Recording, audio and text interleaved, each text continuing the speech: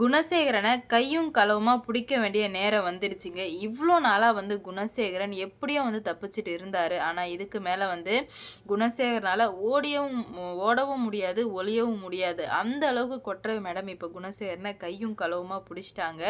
பிடிச்சதுக்கப்புறம் மிகப்பெரிய ஒரு சம்பவத்தை குணசேகரன் பண்ணுறாரு. இதனால் என்ன நடக்க போகுது அப்படின்னு சொல்லிட்டு தாங்க இந்த வீடியோவில் பார்க்க போகிறோம்.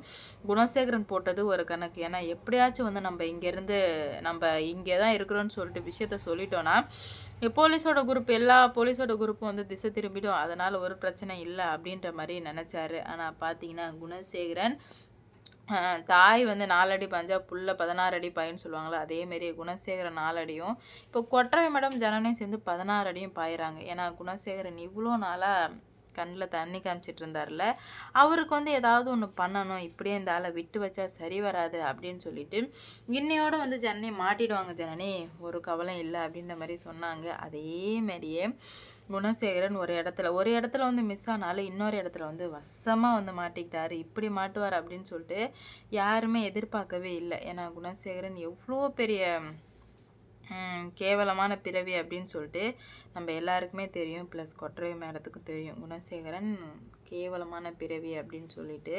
அதுக்கேற்ற மாதிரியே தான் வந்து இப்போ எல்லாமே வந்து நடந்துகிட்ருக்கு. குணசேகரன் பண்ண ஒரு விஷயத்துக்காகவும் இப்போ தண்டனை அனுபவிக்க வேண்டிய நேரம் வந்துடுச்சுங்க. அட ஆமாம்.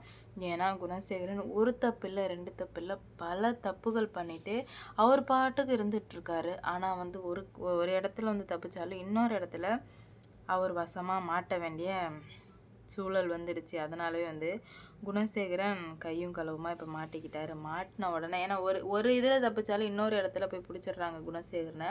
பிடிச்ச வேகத்துக்கு அவன் உயிரோடவே இருக்கவே கூடாது அப்படின்ற மாதிரி கொற்றை மேடம் இவனை ஏதாவது ஒன்று பண்ணியே ஆகணுமே அப்படின்ற மாதிரி நினைக்கிறாங்க. என்ன பண்ண போகிறாங்க அப்படின்ற மாதிரி பார்க்கலாம்.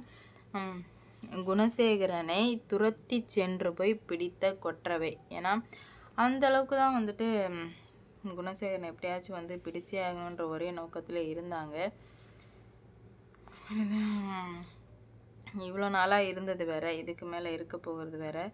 என்னென்ன நடக்க போகுது அப்படின்ற மாதிரி வெயிட் பண்ணி பார்க்கலாம். கண்டிப்பாக குணசேகரனை நம்ம கொற்றவை மேடம் ஒரு வழி ஆக்க தான் போகிறாங்க. ஏன்னா இவ்வளோ நாளாக தண்ணி காமிச்சிட்டு இருந்தார். இதுக்கு மேலே எப்படி அவரால் தண்ணி காட்ட முடியுதா, இல்லை என்ன பண்ணுறாரு அப்படின்னு சொல்லிட்டு வெயிட் பண்ணி பார்க்கலாங்க.